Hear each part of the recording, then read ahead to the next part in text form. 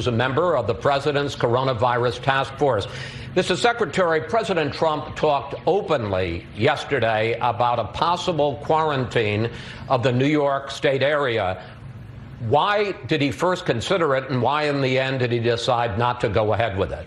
Well, Chris, it's great to be back with you. The president did very seriously consider it. The task force met yesterday with the vice president. It was the unanimous decision of the recommendation of the task force to go forward with the advisory.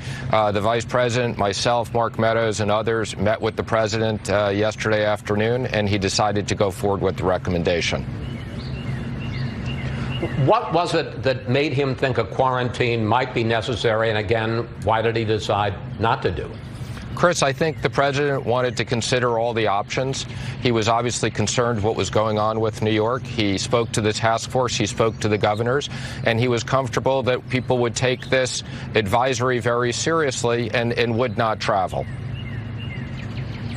The coronavirus task force, of which you're a member, is meeting this weekend to come up with new guidelines after the 15 days how to stop the spread of the virus guidelines end tomorrow. Here's what the president said this week about what he'd like to see.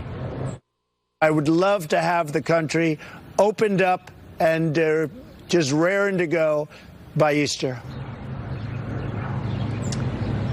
As Treasury Secretary, do you think that's realistic, to open up parts of the country, to open up parts of the economy as soon as 2 weeks from today, which will be Easter?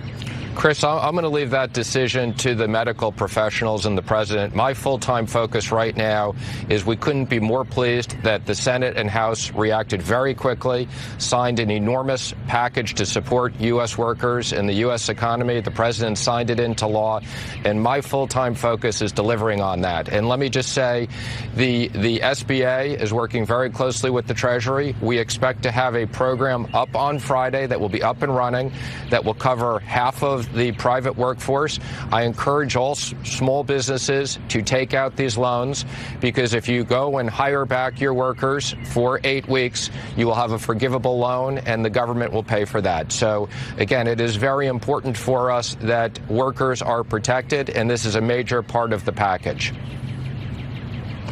Mr. Secretary, I'm going to get to that package in a moment, but I want to press on this issue of perhaps changing the guidelines, because that not only has a lot of health implications, it also has a lot of economic implications. There's been a lot of pushback from public health experts about the idea of reopening parts of the country where there's a lower incidence of the virus, opening them up perhaps within 2 weeks. Our very next guest, Dr. Tom Inglesby, head of the Johns Hopkins Center for Health Security, says this disease will not respect state borders and city borders and will move around this country just like it's moved around the world. So the question is, if the virus spread from China to Italy, can't it spread from Chicago to Iowa? And if we were to reopen parts of the country too soon, wouldn't that be the worst thing for the economy if we see the virus spreading into more areas? Chris, I can assure you the president's #1 objective is the health of the American public and protecting the American public. And we're going to do everything to support the economy. The task force will be reviewing it. It'll be discussing it with the president. There hasn't been any recommendation made yet. So, again, let me just emphasize, the president wants to make sure that we kill this virus, and we do it quickly. And the medical professionals are working on that. And while we do that, we have now a gigantic economic program to support American workers and American business.